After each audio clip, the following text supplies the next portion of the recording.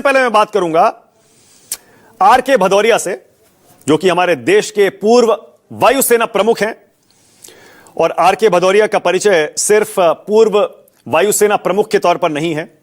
PVSM, AVSM, VM, ADC, ये अक्सर लोग इनको इन मेडलों से भी जानते हैं जो इन्होंने जीते। लेकिन पूरा देश आज आर के भदौरिया को और भी बहुत से कारणों से याद कर रहा है, सलाम कर रहा है। और वो कारण है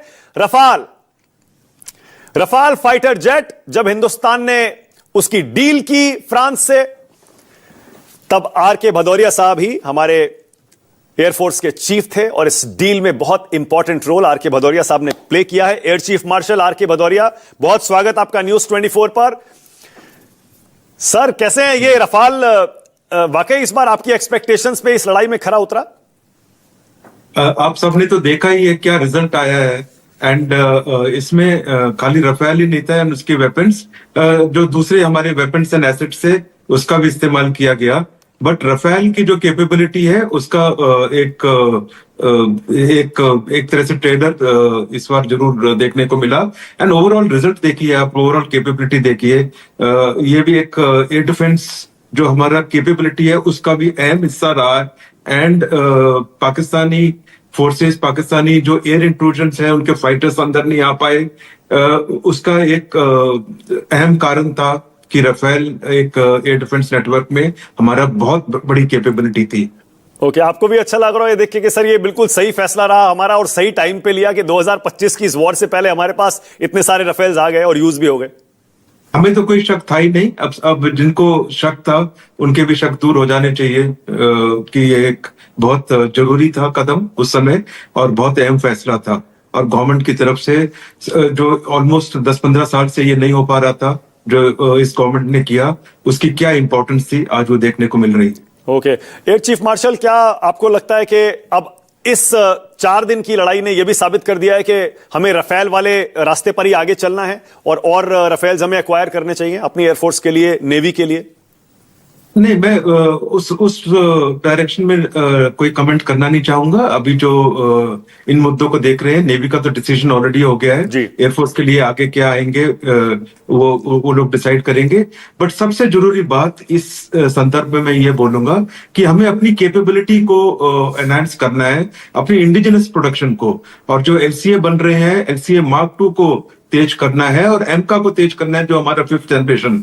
और हमारी इंडिजिनस वेपन्स जो अब बहुत अच्छी रेंज में आ रही हैं, बहुत अच्छे सेंसर्स बन रहे हैं, उनको एक्सपेडाइट करना है। एंड आज के जो network centric warfare and weapons capability जो दूर से मारने की क्षमता रखते हैं, एंड जहाज जो 5th जनरेशन की तरफ ऑलरेडी 6th जनरेशन की टेक्नोलॉजीज आनी जरूरी है, उस तरफ हमें अपना ध्यान देना है। और इंडिजिनस प्रोडक्शन पे जो इस गवर्नमेंट का ध्यान है, आत्मनिर्भरता पर, उस पे हमें फोकस करना है।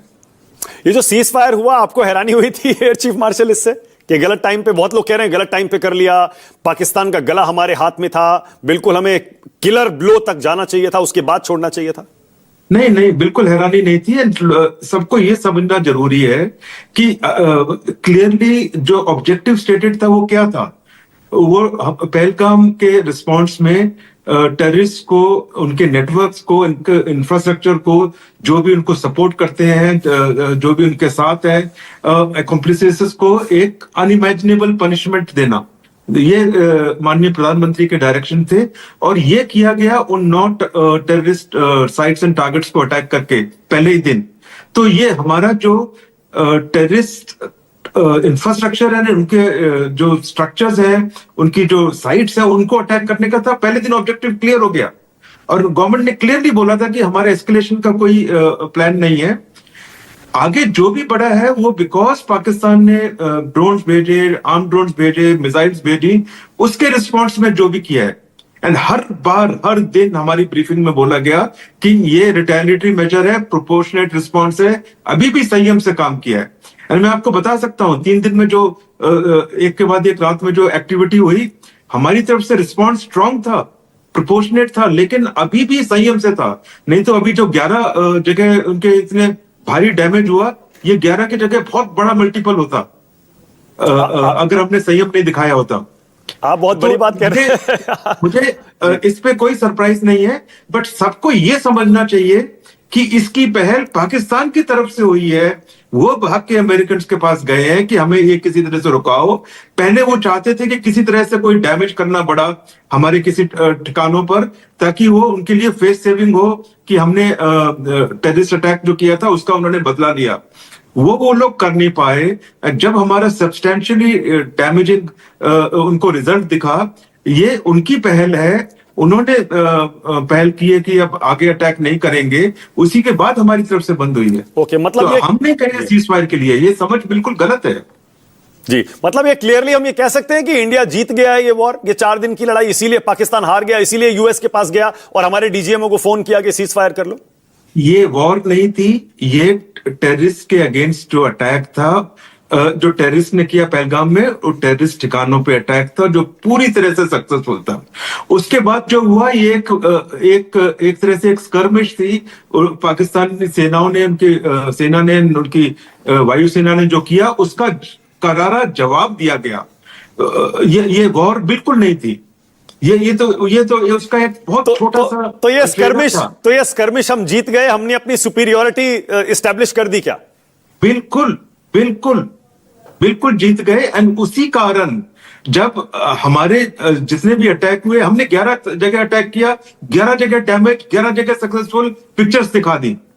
वो 3 रातों तक हमें ट्राई करते रहे इंकर्शन करने के लिए, कुछ और डैमेज करने के लिए। काफी सारे अटैक किए, उनको दिखाने के लिए कुछ नहीं है। ऑफ कोर्स कई जगह उन्होंने अटैक किए, कई जगह हमारे बेसिस पे they were successful in dropping bombs, but वो उनका डैमेज वो सही जगह पे नहीं लगे। कई जगह स्कूल में, कई जगह मेडिकेयर सेंटर पे। तो हमारी जो सुपीरियोरिटी है कि जो हम टारगेट करना चाहते हैं वो हम करेंगे, जहां भी करना चाहते हैं पाकिस्तान में वहां हम पहुंचेंगे, वो बिल्कुल क्लियर हो गया उनको। ठीक है, इसी से वो लोग दहशत में आए हैं। अच्छा, एयर चीफ मार्शल, ये बहुत जगह थ्योरीज चल रही हैं कि शायद हमने जो हमारा आज प्रेस कॉन्फ्रेंस में सवाल भी पूछा गया कि वहां शायद कोई उनका न्यूक्लियर कमांड सेंटर था, कोई न्यूक्लियर आर्सनल था, कुछ रेडियो एक्टिव लीक भी हुआ है और इसीलिए यूएस भी डर गया और ये सीज फायर कराने के लिए बीच में कूद गया। आपको लगता है कि ये न्यूक्लियर वाला जो एक इशू है, एलिमेंट है, एन वर्ड, इसकी चर्चा इतने सालों से होती आई, दशकों से, ये फैक्टर रहा होगा? देखिए, आप ये पूछ रहे हैं कि जितने ठिकानों पे हमने अटैक किया उसमें से क्या न्यूक्लियर एक टारगेट था? जी, बिल्कुल क्लियरली आंसर है नहीं। ये मेरे को अंदर की कोई खबर नहीं है, बट ये पॉसिबल नहीं है। एंड जो टारगेट किए गए हैं वो हम जो देख रहे हैं, उसकी सैटेलाइट पिक्चर है, उसमें भी ये कोई भी न्यूक्लियर कमांड सेंटर या कोई स्टोरेज साइट पे अटैक नहीं था, ना वो इंडिकेशन था। क्योंकि पाकिस्तान अपना न्यूक्लियर सेबर रैटलिंग करता रहता है। पहले दिन से उसने बोलना शुरू कर दिया था हमारे पास न्यूक्लियर बॉम्ब है, वो दिखाने के लिए नहीं है, हम यूज करेंगे। ये दुनिया को ये लगता है कि पाकिस्तान एक unstable, irresponsible, irrational behaviour with nuclear capability है। तो ये दुनिया का जरूर थोड़ा सा टेंशन बढ़ा होगा कि क्या पाकिस्तान कोई गलत कदम उठा सकता है, क्योंकि जो भी वो कर रहे थे सक्सेसफुल नहीं था। हम जो भी कर रहे थे वो बहुत ही ज्यादा सक्सेसफुल था। ठीक है, एयर चीफ मार्शल, इतने बेसिस पे अटैक करके वो डैमेज, जिस तरह का डैमेज किया, उससे जरूर पाकिस्तान को और कुछ दुनिया के देशों को ये जरूर लग गया होगा कि नेक्स्ट स्टेप अगर वो पाकिस्तान अटैक करता है नेक्स्ट नाइट, वो जरूर एस्केलेटरी और होता। एंड क्या वो न्यूक्लियर की तरफ जाता पाकिस्तान की तरफ से? तो ये सारे रहे होंगे। बट हमने कोई न्यूक्लियर पे अटैक किया है वो नहीं है, ये खबर, ये सब र्यूमर्स है। अच्छा, एयर चीफ मार्शल, आप इतने सबसे सीनियर मोस्ट पोजीशन पर रहे हैं एयरफोर्स में एंड डिसीजन मेकिंग में भी शामिल रहे, और बालाकोट की स्ट्राइक के समय आप थे एयरफोर्स में। सर, क्या हमें पता है आप कह रहे हैं कि हमने नहीं किया, पर क्या हमें पता है कि पाकिस्तान के न्यूक्लियर जो इंस्टॉलेशंस हैं वो कहां पर हैं? बिल्कुल पता है, बिल्कुल पता है, उसमें कोई शक ही नहीं है। ये तो बहुत सेंसिटिव सीक्रेट्स होते हैं सर, ये पता लग जाते हैं क्या? या सब तो इतने सेंसिटिव थोड़ा ना कि हमें पता ना रहे। सब पता होता है, सबका ध्यान रखा जाता है। हाँ। तभी मैं क्लियरली बता रहा हूं कि ये तो इस र्यूमर्स में ना तो इसको तूल देने चाहिए, ना उसमें फंसना चाहिए कि ऐसा कुछ हुआ होगा। पर फॉर श्योर जिस तरह की कैपेबिलिटी हमने दिखाई है, उनको ये पता है कि हम जब चाहे तब ऐसी चीजों को भी हम क्या डैमेज कर सकते हैं, क्या टाइमली एक्शन ले सकते हैं, ये जरूर कैपेबिलिटी ठीक है। का प्रदर्शन तो हो गया। ठीक है। एयर चीफ मार्शल, 2 सवाल और है मेरे। एक, पाकिस्तान बार बार बोल रहा है कि हमने 2 रफाल गिरा दिए, 3 सुखोई या मिग गिरा दिए। आपको यकीन होता है इन पर? हालांकि ऑफिशियल इंफॉर्मेशन अभी यही है नहीं इस बारे में। कोई पूछा गया था प्रेस कॉन्फ्रेंस पे, कल उन्होंने कहा अभी हम कुछ नहीं बता सकते।